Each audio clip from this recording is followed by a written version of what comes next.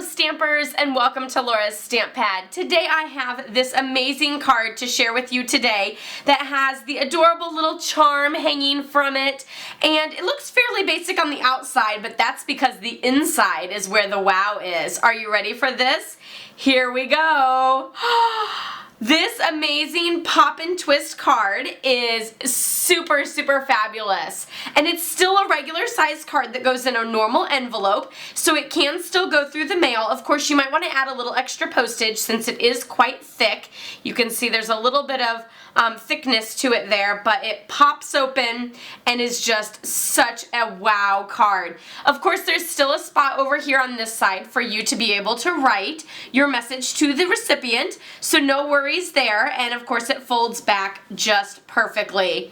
Super fabulous. Let's get started on this pop and twist card. So what we're going to do on the first step is do all of our score lines for that card insert. Now, one of the things that I found to be super helpful for this is to actually do it on a piece of printer paper first.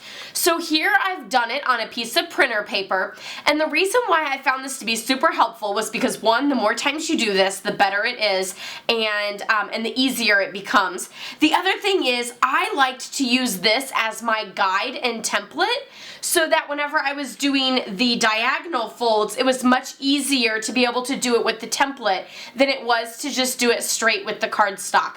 And I'll show you exactly what I mean whenever we get to that spot. So, what I highly recommend is doing this on a piece of printer paper and then doing it on your cardstock afterwards. So you're kind of doing it twice that first time, but you'll have that template to use for all of your future cards. So here I have Emerald Envy, and along the short side, this is an 8.5 by 11 piece of cardstock. On the short side here, I'm going to score it at 2 1/4, 4 1/4, and 6 1/4. Then I'm just going to rotate it to the long side, and so by long side I mean this dimension, and I'm going to score this on the long side at 4 1/4,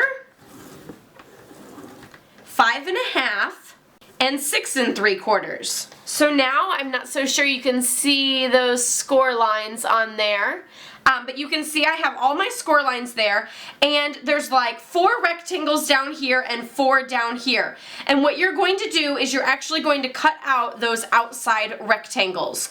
So you can see I have the little template over the top here. So you're going to cut out each of these rectangles, and you can use your scissors or your Stampin' trimmer.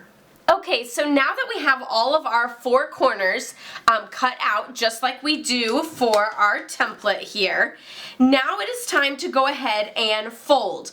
And I just want to recommend you only want to fold the in half right here and the in half right here. You don't actually want to do the other folds because those were actually just to get all of your measurements to cut these out. So you don't actually need those extra folds, and it's best to have your cardstock nice and strong in those spots. So no need to fold on each of the score lines, just the 2 in half score lines.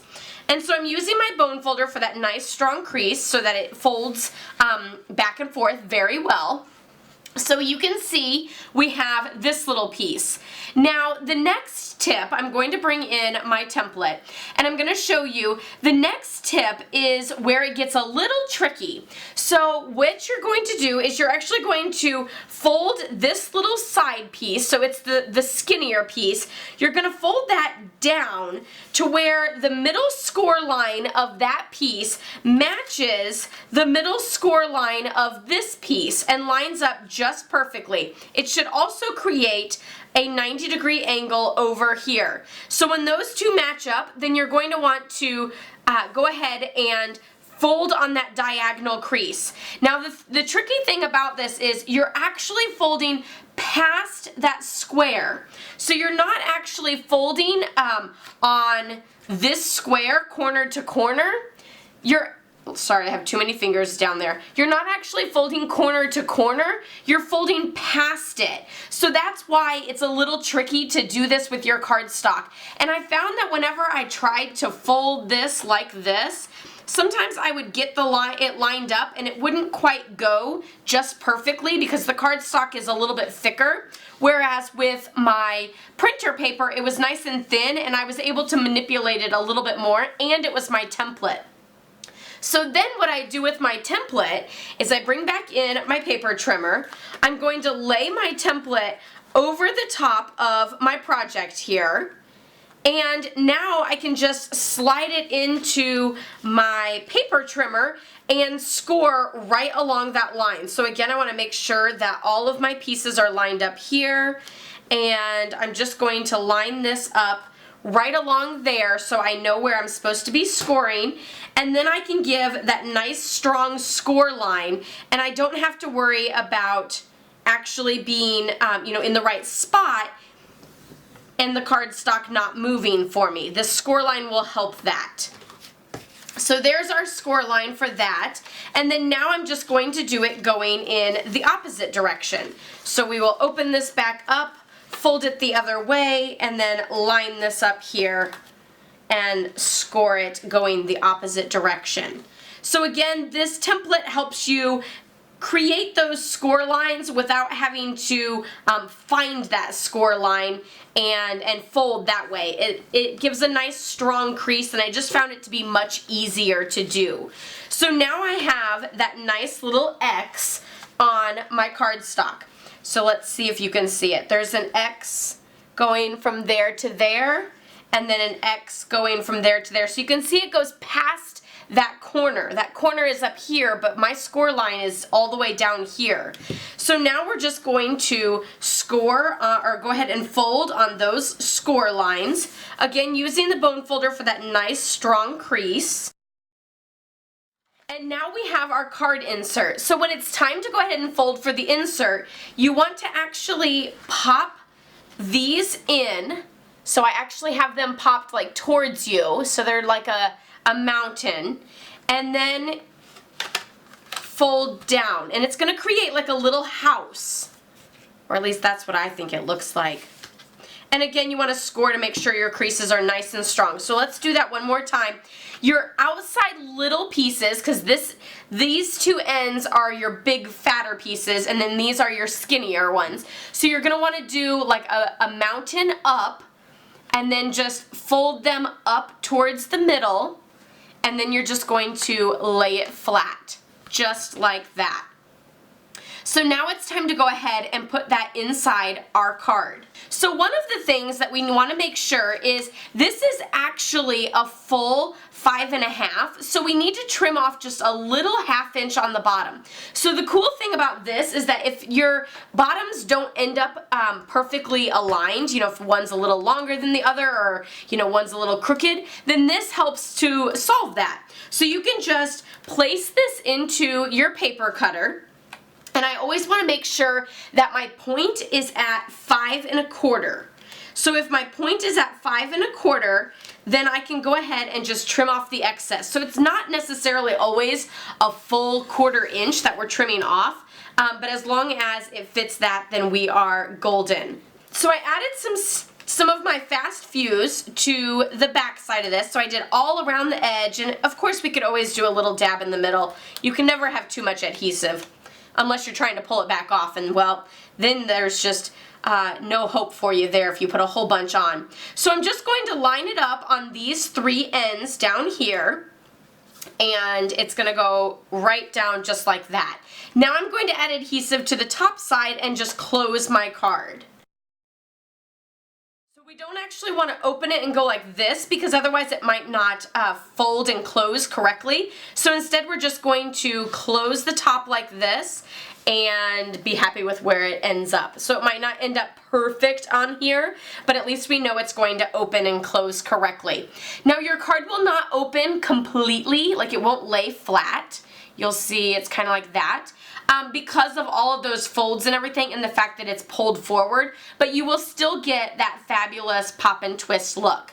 So that is our insert there.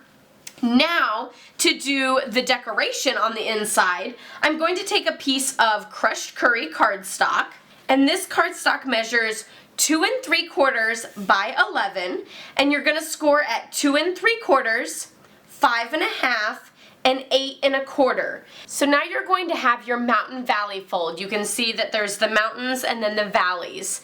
And then you're just going to add your designer series paper that you wish. So I used the Party Animal designer series paper, and I just picked 4 different patterns, and these all measure 2.5 inches and as a 2.5 inch square.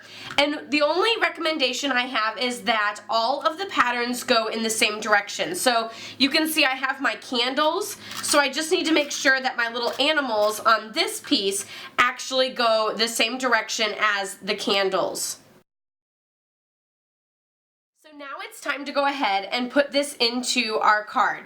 So to put it in the card, I'm sorry, I actually made a mistake earlier. It's actually the mountain is in the middle and then the valleys are on the outside. So just like that. So it looks like a W. So then we're actually going to have, this is going to be on the underside of one and the top side of another of your green pieces. So you can see that we have the 2 green pieces here. So you're going to put adhesive on this side and on this side. So one's going to be on the top, the other one's going to be on the bottom. And you can always place this here on the 2 pieces. So go ahead and fold like that with the designer paper on the inside and do one on the top, one on the bottom. And then you can sort of open and close it to see that your animals are going to go right side up, your animals and your candles. So now that we have that in there, I'm just going to take, I have found that the easiest thing to use is the tear-in tape because it's easy to go ahead and slide that little piece in there. So I'm just going to slide a little piece onto there. I can open this up and show you. And the other thing about this is that you can pull off the piece whenever you're ready to go rather than worrying about it being sticky and sticking when you're not quite ready just yet. So I went ahead and pulled off this one, so I'm going to leave this one nice and secure on there. So I have the top side of this one and the bottom side of this one. I'm just going to stick this back in there like we had before and hold it in place to make sure it's right side up, which we are good. So now I'm just going to lay this down, center that yellow on there, and press. So let's see if I can hold that up. You can see that it's in there and the yellow is centered all the way around here. So you don't actually want this on the edge of your yellow, you just want your yellow to be nice and centered. And so now you can see that it will open just like that. And so we're going to go ahead and leave it closed and we'll pull up this piece and pull off that little sticky strip piece. And so now, of course, you can't see the adhesive, but it's right there on my finger. And now we're just going to press the card closed. And so there you have that fabulous pop and twist. Of course, the first few times that you do open and close this, sometimes you need to give it a little extra push because it's kind of snug and tight and it hasn't found its grooves just yet. And then for the decoration on the front, I simply just took some of the designer series paper, created the rectangle there, and then added a greeting using the Balloon Adventures stamp set. So we're just going to add that to the front of our card. I went for a very basic front of the card since the inside was the wow factor for sure. Then I added some of the Emerald Envy ribbon, and I actually sent that right down the spine of the card because there is just a little bit of room there, so it actually fits through. You'll just need to open your card and line that ribbon up. This is some of the Emerald Envy ribbon, and I tied this into a knot. And then I added one of the fabulous little embellishment charms, which this one I'm going to go ahead and use one of the balloons, and I just put that on a little bit of baker's twine. So I put the baker's twine around it, and then I'm just going to slide this in there and tie a knot with the 2 pieces at the top. Of course, I have plenty of baker's twine here that I won't need all of it, but I wanted to make sure I had enough to string it, since sometimes it takes me a couple times where I have to lick it and try to string it through. And you can make this as short or as long as you wish. And then again, just trim off your little tails. So there's the front, and then of course we can't forget these two panels on the sides either. So for that I actually have a designer series paper piece that coordinates with this, this suite, the party animal. And that's a 3x3 square, as well as a piece of Whisper White that's 3x3. So I'm just going to add adhesive to both of those. And it looks like I might be out of snail, so we'll use Fast Fuse for all of these. And this one will go on the back panel, and the other one will go on the front panel. And that'll help cover up some of your score lines as well. So there you have that amazing pop and twist card. Again, we have the little charm on the front, and then of course that fabulous wow as it pops and twists out at you. I just super love it. Of course, here is, I'll leave this one popped out and then I'll show this one right here. So there you have that. Again, like I said, I find it easiest to be able to make a template with a piece of printer paper. It makes it so much easier to get all of your score lines. I'll be posting all of the dimensions and more photos of these on my blog, laurastamppad.com, so you can check that out there. Don't forget to give this video a thumbs up if you liked it, and let me know if you try it in the comments below. If you have any questions whatsoever, feel free to leave me a comment down below, as I know this is kind of a tricky card and there's a lot of steps to it. So I hope you all enjoy it. Give it a thumbs up. Check out some of my other videos, and I'll see you all next time. Happy stamping. Bye-bye.